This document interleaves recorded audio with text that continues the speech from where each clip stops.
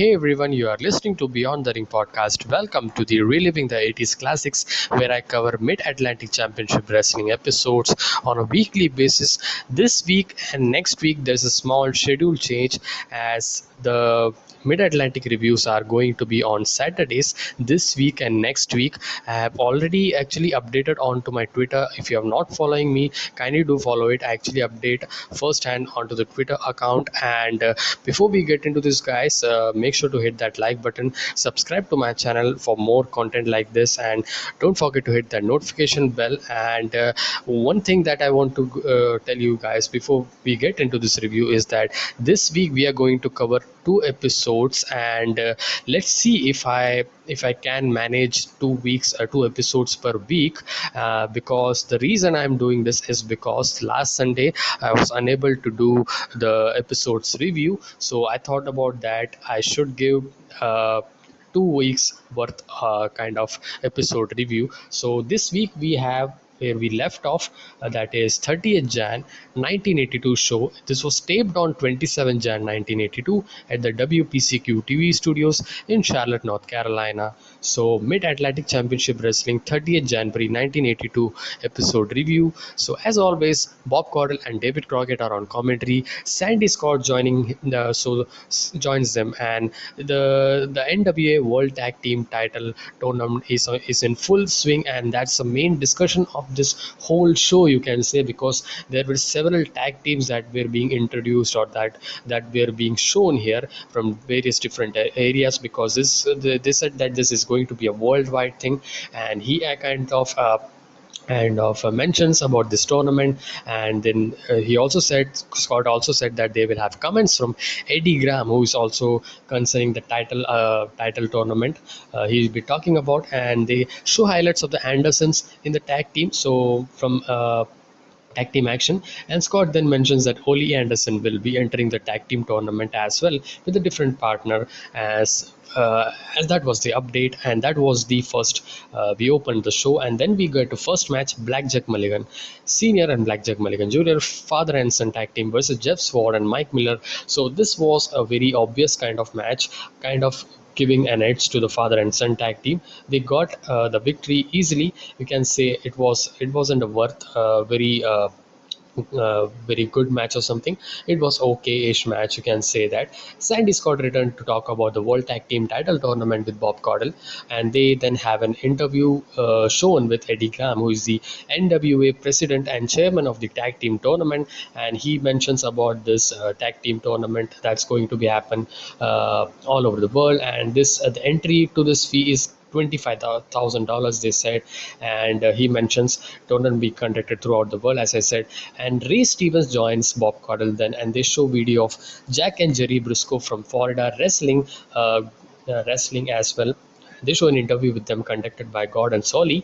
The Briscoes talk about entering the NWA World Tag Team title tournament, and mention several tag teams that they're going to face, and what they are actually hoping for, and what they actually can in store for. They were talking about. So kind of a generic kind of promo, you can say. If you go into a tournament, what's motivate you, kind of thing.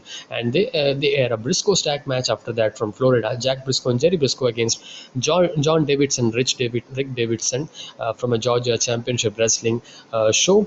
And Ray Stevens talk about how they actually handled two men bigger than them. So it was just a way to showcase the tag team competitors here. Bob Caudle interviews Jeff Ford and Doug Vines. Then this was not a very nice interview, you can say. They were kind of very confused or something, you can say. But they said they actually told about the tag team tournament, and they actually look alike, and they have an advantage, and they have an experience. So kind of they made it over. That wasn't a great kind of segment, but yeah. Austin Idol and Ivan Koloff versus Don Gilbert and Keith Larson was the next match we were going into. And Austin Idol, Ivan Koloff, this is another tag team that they are going into for the tournament. Austin Idol and Ivan Koloff got the victory here. The match was okay-ish, you can say. and it was kind of squash. Ivan Koloff finished up with the head first into the mat. I actually love this finisher. I don't know why any of the new guys are not doing this. This is not a very hard finisher, you can say, but this is a very effective finisher that I thought about.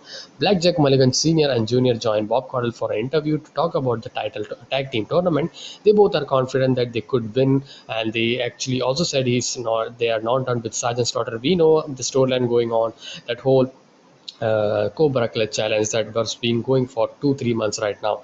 Ricky Steamboat and Jay Youngblood joins follow up, and Steamboat is thrilled that he's winning the contest about the Rookie of the Year. If you remember, he talks about getting an NWA World Title match against Ric Flair. Jay Youngblood then praises Steamboat and says he deserves to be the top contender to Ric Flair's NWA World Heavyweight Champion, and they also told that Ric Flair is going to be on next week. And then we get to next match: Don Kernodle and Johnny Weaver versus Private Jim Nelson and Steve Seibert. So the kind of a awkward team, you can say. Jim Nelson or the teams up with Sergeant Slaughter, this time with Steve Seibert. Kernodle and Johnny Weaver got the victory here, and this was also pretty good, a pretty good match here, I would say. And the working around the match was good. The joint manipulation, especially, was the better part in this match, I would say. And they all talk about the tag team title tournament and in these matches. In these matches, and then we get to Ray Stevens and Bob Caudle talk about Adonis and Jesse Ventura, another tag team. They had a video clip of them in tag team action, and Keith Larson and Dalton Gilbert talked to Bob Caudle then about the tag team tournament. Larson hopes that they can be in the tournament, and they want to get showcased, and they want to get into world's most biggest tournament that's going to take place in several countries. So it's going to be tough, but it's going to be challenged a whole lot of, you can say. It's the same promo, you can say. Yeah, this is one of the most exciting things they said, and that just it. And we get to next match: Jay Youngblood and Ricky Steamboat versus Jay Youngblood and Ricky Steamboat versus Bill White and Doug Vines. This was the main event of this, and yeah, kind of, you can say, the main event. But yeah, this match, we know that Youngblood and Steamboat, they are the favorite tag team wrestlers, and the two actually having a great cohesion element, you can say that, and very exciting wrestler to watch. Very fun match, I would say, and they're always fun. And Youngblood and Ricky Steamboat got the victory. Youngblood actually pinned Swines for the victory. And post match, this was an okayish match, okay, fun match, you can say. And yeah, the matches were kind of pretty okay to, you can say that. The whole lot of focus was on the talking part of it, and the getting to know the tag teams and their actually goals and all, introducing the tag teams. That was the main point of this episode, you can say. Sergeant Slaughter and Private Jim Nelson join Bob Caudle and Slaughter, and we know that how actually Mid-Atlantic show ends with these some few interview sessions. Is and Sergeant Slaughter and Nelson is upset that Don Cardinal, who got punched by Johnny Weaver during the tag match, shook hands with Weaver and got a pat on the back, they said. And Slaughter tells Cardinal that the offer is still standing because Slaughter is actually looking for the tag team. And he also says he will be in the tag team tournament, he says. And this is not for the tag team, sorry for that. This is for the for to be his protege. Sergeant Slaughter has already taken Jim Nelson as a protege, so he wants to take Johnny Weaver, I think so, onto his arms as well. Roddy Piper comes up, and it's always fun to listen to Piper tells Bob Caudle that he does what he wants to do, and he doesn't introduce who is going to be the tag team partner. Maybe it's Abdullah the Butcher, well over 6'7" and it's very fun, man. You should watch his promo, man. It's so good. And then we got Ivan Koloff showing up and thinks Piper called him stupid. Piper backs away, and he says that I'm not calling him stupid, kind of in an afraid manner. And yeah, and Koloff says he's looking around for a tag team partner, and he says that he has put up the $1,000 entry fee and has sent word to Russia to send him $20,000 more so he can enter all the tournaments. So it's like $1,000 for each and every area or state, as they said. So he said that he's paid $20,000. I mean, this is all kayfabe, we know that. uh, I think so. There's no gonna be $1,000 kind of. Yeah, Austin L comes out to talk about the tag team tournament. Roddy Piper returns, and they both mention that who their partners will be. So that was the show this week. Whole lot of tag team tournament setups and the introduction part of it. The matches were okayish, and this was the episode of 30th January, 30th January 1982 show. Yeah. And next we get to the 2nd February 1982. You can say that. Yeah, it was actually sorry for us, 6th February 1982, and this was taped on 3rd February 1982 at the same WPCQ TV studios. And as usual, Bob Caudle and David Crockett are on commentary.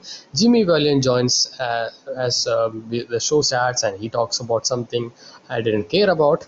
And yeah, Sandy Scott joins them to talk about the NWA World Tag Team Title Tournament, and he says several tag teams are putting on that $1,000 entry fee entering the tournament. Piper will be wrestling on this, so they were kind of having what all things are in the store for the this week's episode. And Piper will be wrestling, and David Crockett said maybe Piper will let them know who is the tag team. So that was a question part of it. Next, first match, Universal Heartthrob, as they say, Austin Idol and Russian Bear, Ivan Koloff versus Don Gilbert and Billy Valentino. As you expect, Austin Idol and Ivan Koloff got the victory here. So it was a simple matchup, kind of a squash, you can say. Yeah, very simple, normal. That they got a victory, kind of a squash. Nature Boy Ric Flair, it's a very rare to see Ric Flair, and at this juncture actually, yeah, I have not watched 80s wrestling of Ric Flair, uh, especially the early 80s I'm talking about, and this 82 guys, and Ric Flair versus Youngblood, and such a fun match, man. This was the match of this week's that week's episode, I would say. I really enjoyed, really fun match, a lot of fun reversals and taking over, and yeah, a whole lot of fun wrestling here. And yeah, the crowd were very into this match, especially the crowd was already was all into this episode actually. And yeah, the Ric Flair both didn't get the victory, and I know that we know that because they are kind of in a position that we could not have a two both of them lose, so they kind of have a draw, time limit draw, you can say. And after the match, Ric Flair actually was attacking Ricky Steamboat, but all the I mean Tommy Rich and all of them actually comes up, and to actually not harm. That's yeah. Jake Roberts, Vinny Valentino, Terry Taylor. They all come to save Youngblood actually. Ricky Steamboat talked about how great the match and how of the Ric Flair matches, and he's the top contender for NWA World Heavyweight, and he's the favorite to wrestle against Ric Flair. So he says Tommy Rich and Jay Youngblood should also be onto the forefront, and they are also top contenders, kind of doing his job, face job, babyface job. Ric Flair joins Bob Caudle for an interview, and man, this was so good. Flair says that any man in pro wrestling would be a fool not to admit that they want to be the NWA World Heavyweight Champion. He actually says that title means $500,000 and prestige, and he says the deal with Youngblood was that he never heard the ring bell, and he says it makes no difference if it's Youngblood, Rich, or Steamboat, or anyone, he will defend the title. And yeah, Caudle tells Flair they have tape of Tommy Rich, and he says that I want to see the tape of Tommy Rich. We saw tape of Tommy Rich was Tony Russo. Yeah, nice match, I would say. Yeah, fun match. And then Russo tries to make a comeback in the match with a exchanging punches in the ring, and Rich whips Russo into the ropes and have a chest press, and that was it. That was a clip. Yeah, fun match, you can say, nice match. We get the next match, Private Jim Nelson versus Blackjack Mulligan Jr., and this was also you can say a whole lot of story of Sergeant Slaughter and Jim Nelson, the protege teacher kind of story. The teacher, the Slaughter, is actually telling to do this, that, and Blackjack Mulligan Jr. is already involved in the storyline because that Cobra Clutch challenge, and Jim Nelson actually puts on the challenge and on to Mulligan Jr., but he cuts actually escapes that, and the fans actually erupted into that, and yeah, and that was the whole storyline was interesting. That's why this was fun watch, I would say. And Private Jim Nelson actually was the winner here via DQ, as in the end we saw Sergeant Slaughter actually he grabs Blackjack Jr. for a backbreaker, goes for a pin attempt, but Junior kicks out, elbow and clothesline. Then Junior then again kicks out, and then Sergeant Slaughter starts to yell at Private Jimson, actually blackmailing Junior. And then actually Irish whips, and he goes over the top rope. So that's a disqualification if any opponent goes off the top rope. So that's a disqualification. Jim Nelson got the victory there. So post match we had a kind of a face off there between Mulligan Jr. and Sergeant Slaughter. Good stuff, I would say. Roddy Piper joined Bob Caudle, asked Piper if he's going to tell everyone who is the tag team partner, and he says he's not gonna tell. And yeah, he talks about the NW World Tag Team Title Tournament. He says he actually make it interesting by talking and refusing to say who his tag team partner will be, and he just not opening the box up. So that's there. Sergeant Slaughter comes up and says he doesn't know who he is. More upset with Private Jim Nelson or Blackjack Mulligan Jr. He says that he isn't afraid of Mulligan Jr. because he actually fought off a Cobra Clutch. It's not the Cobra Clutch of Sergeant Slaughter. So that's right.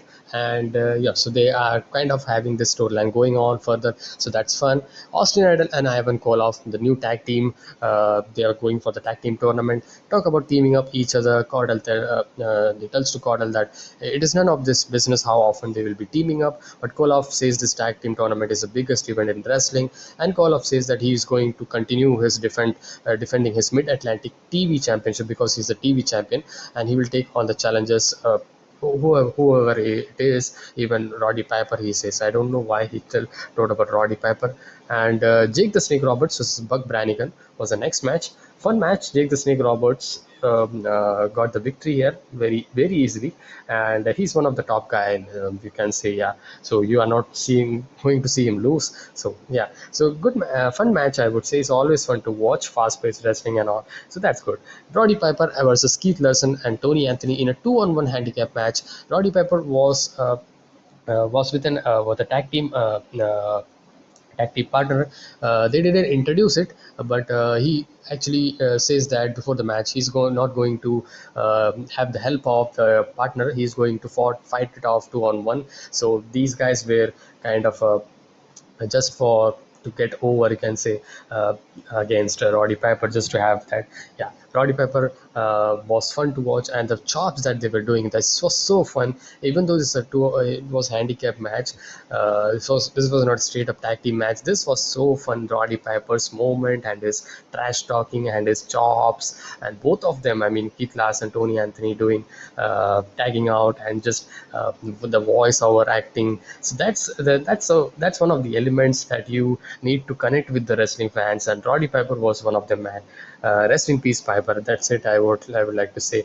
And yeah, very fun to end the show, you can say. And post match we saw Bob Caudle asking Roddy Piper why didn't they see his partner, and as he said, he doesn't need anyone help, and he says that he didn't even break a sweat in defeating these two opponents. He again refuses to say who his tag team partner will be in the tournament, and is going to be having that suspense onto it. And he also says in the end that he's RP, that is Roddy Piper, and people listen to what RP is saying. Fun episode, I would say. The wrestling was fun, I would say, and the main event was very fun, very enjoyable. Yeah, so that's it, guys. This was the two episodes of Mid Atlantic Championship, 30th January 1982 and the 6th February 1982 show review. I hope you guys like it, and do let me know your thoughts on this series and this episode,